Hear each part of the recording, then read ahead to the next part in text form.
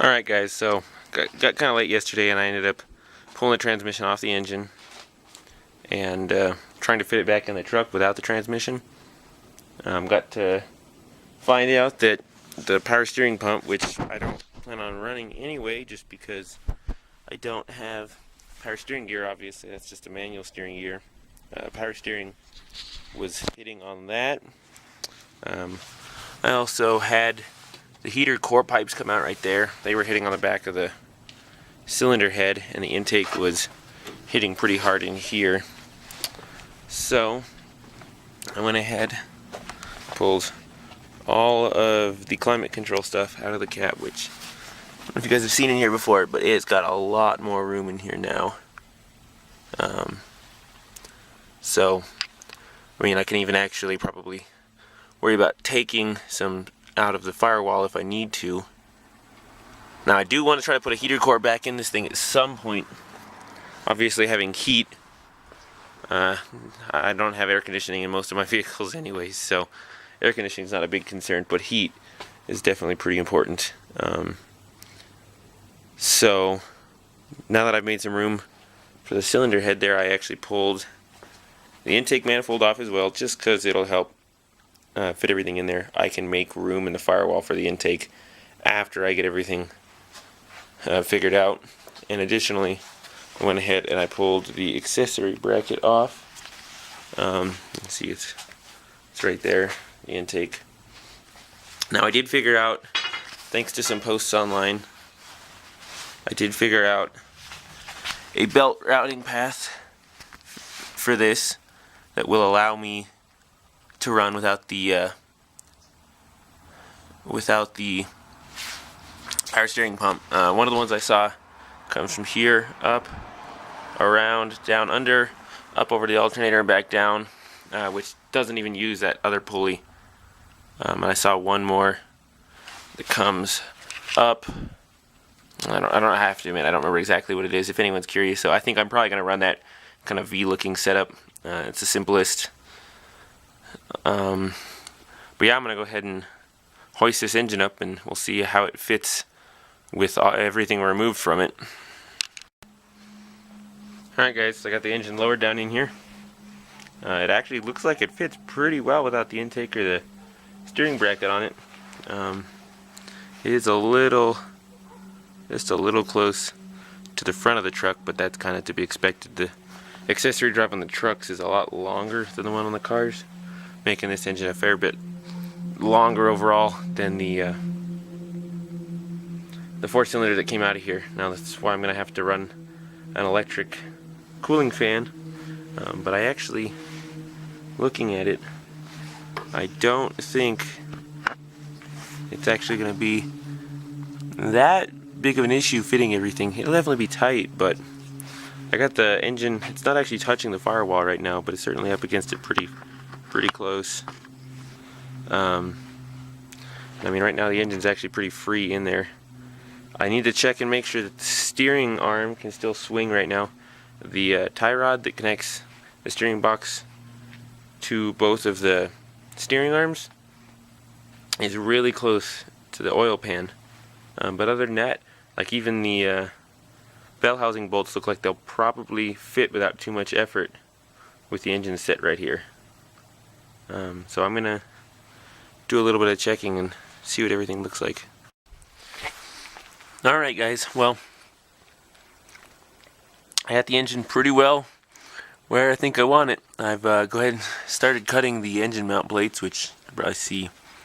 I got one cut right there. But I got everything measured out. It seems like it's pretty well centered. It might be off like maybe 1/8 of an inch, 1/4 of an inch. I'm trying to get it as close as possible. Cutting all 4 engine mounts to the same length, like all 4 ears, and making sure I get them on the same place on the engine mount pedestals that are in the truck will help me make sure I get the thing pretty well centered and make sure I don't have it rotated in an angle or anything. Now the one thing I did was like a little concerned about is that the bottom of the oil pan is really close to the tie rod for the steering. What I did do is I took about 1/2 inch worth of like paint stirrers in terms of thickness. I stacked 2 of them up and I wedged them underneath the oil pan between the two, so that I made sure I had at least a good 1/2 inch of clearance there, which I think should be enough. I'm gonna find out. It's also totally possible that the engine might rock back a little bit when I put the transmission in it.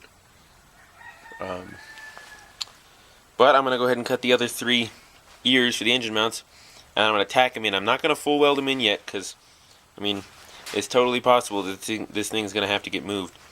But I do want to go ahead and tack them in, just so I have the engine in a location that I think is going to be pretty solid. It definitely looks pretty good where I've got it right now. So I'm going to get to work. Alright guys, I got all 4 mount plates cut. I got the engine so that all of the mount plates, or the 2 front mount plates, are in exactly the same place.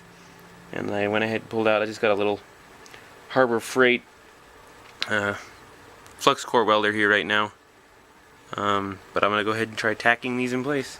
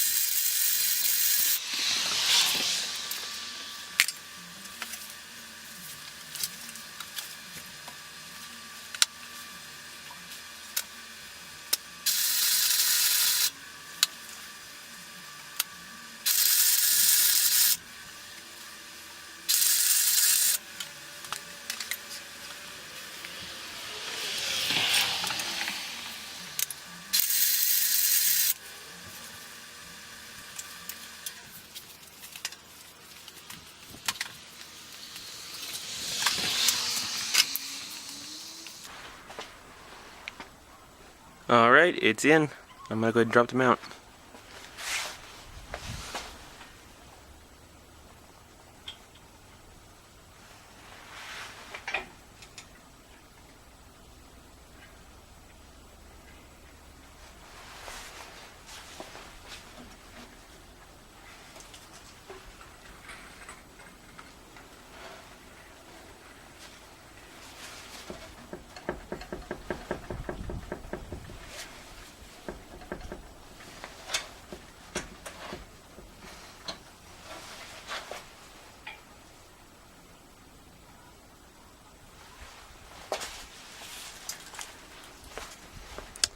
There you go.